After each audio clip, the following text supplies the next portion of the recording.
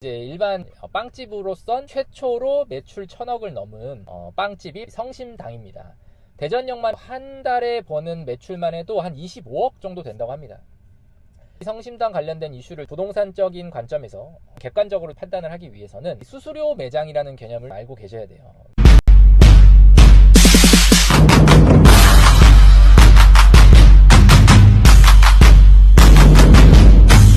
안녕하세요. 부동산 고민 해결사 부동찬입니다.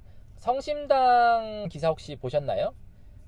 대전 역사에 있는 그 성심당이 월세가 기존보다 4배 정도 인상된다고 해서 거의 퇴점 위기에 있다라는 기사들이 계속 나오고 있습니다.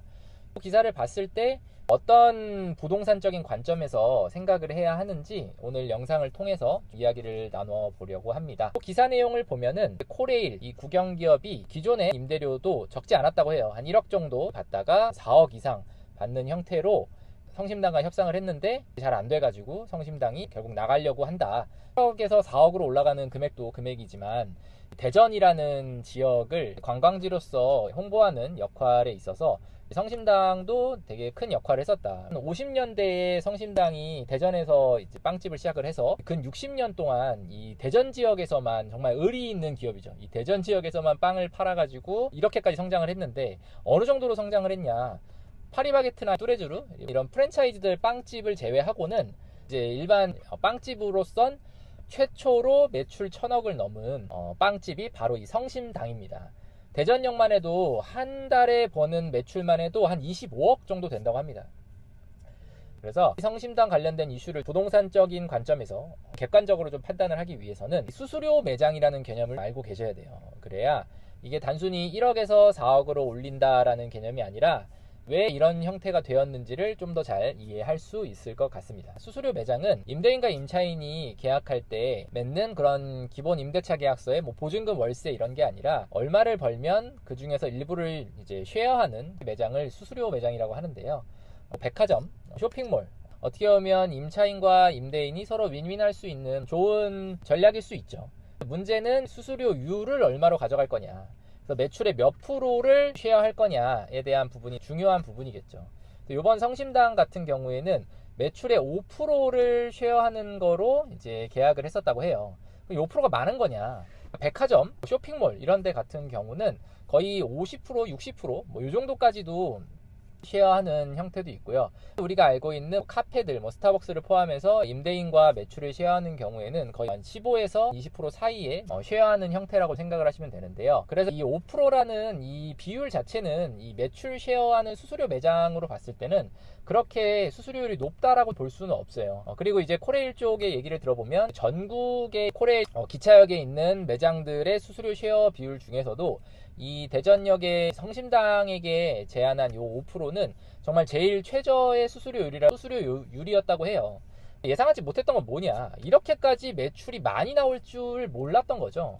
매출이 너무 많이 나오다 보니까 5%만 내고 있는데도 전국에 있는 기차역의 입점 매장들 중에서 가장 많은 수수료를 코레일에게 지급을 하고 있었던 거죠.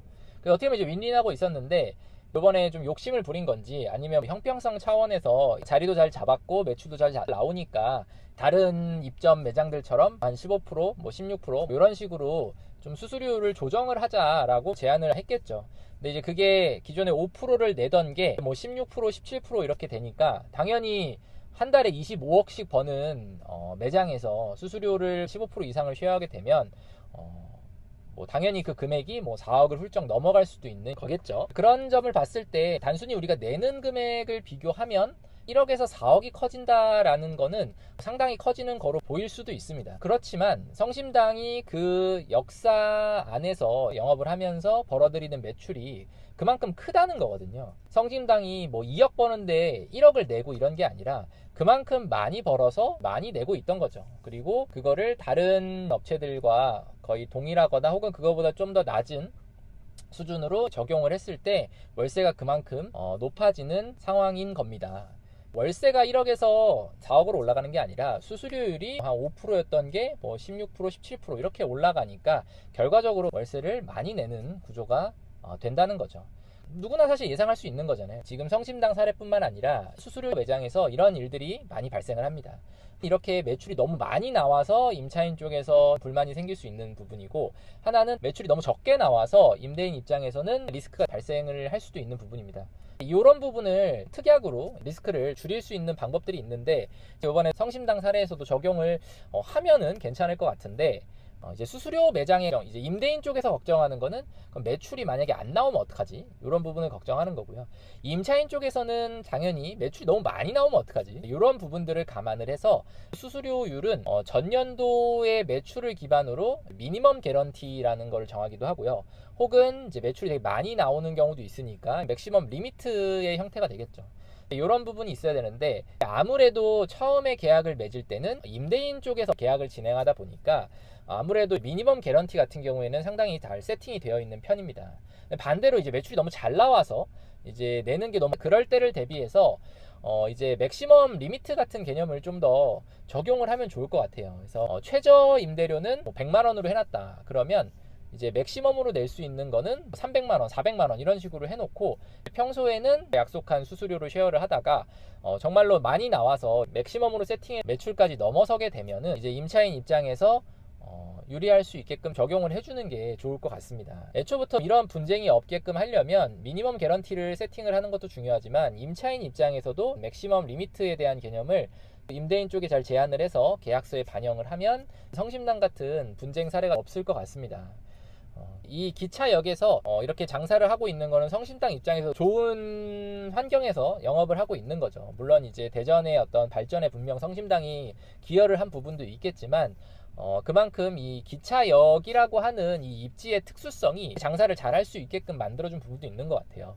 성심당 매장이 대전 지역에도 3개가 있다고 하지만 그 중에서 이 매장의 매출이 가장 높을 것으로 생각이 됩니다. 많은 사람들은 뭐 그 정도 월세를 낼 거면 역 밖으로 나가가지고 매장을 차리면 되는 거 아니냐라고 얘기를 하지만, 기차역 안에 있기 때문에 그 정도의 매출을 만들어낼 수 있는 부분들도 분명히 있다고 생각합니다. 그래서 코레일 역시도 수익을 창출하고 매출을 만들어서 공공에 기여해야 되는 그런 역할을 갖고 있잖아요. 이제 성심당이라고 하는 이런 민간 기업의 입장에서도 물론 이 월세라는 부분, 그리고 임차인이라는 부분에서는 보호를 해줘야 하지만, 이 코레일의 입장에서도 좀 더 고민을 해봐야 되는 부분들이 있는 것 같습니다. 대전에는 많은 브랜드들이 있을 텐데, 또 그런 브랜드들에게 기회가 될 수도 있지 않을까.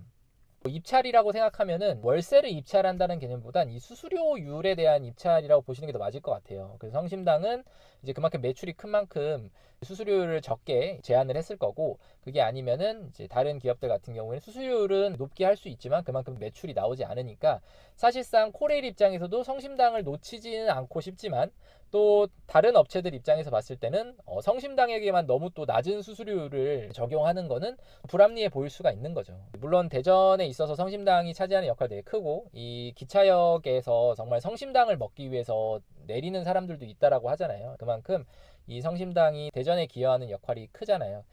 그만큼 코레일도 좀 감안을 해서 원활하게 협상이 될 수 있으면 좋을 것 같습니다. 그럼 오늘은 성심당을 통해서 이 수수료 매장의 개념에 대해서 공부를 해봤는데요.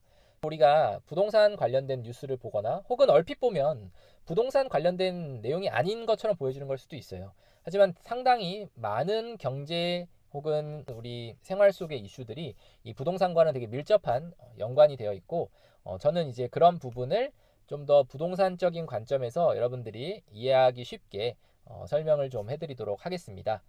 그래서 저도 오늘 이 기사를 보고 관련된 내용들을 저희 중개사님들이랑 얘기를 했을 때도 다 생각하는 게 좀 달랐고, 요 수수료 매장이라는 개념을 알고 있는 사람들이 이 기사를 바라봤을 때와 모를 때랑 또 되게 큰 관점의 차이를 가지고 있더라고요. 그래서 저희는 이 성심당 매장을 통해서 이 수수료 매장을 좀 더 이해할 수 있는 시간이 되셨으면 좋겠습니다. 오늘 내용이 부동산에 대해서 이해하는 데 도움이 됐다면 부동찬 채널 구독과 좋아요 해주시기 바랍니다.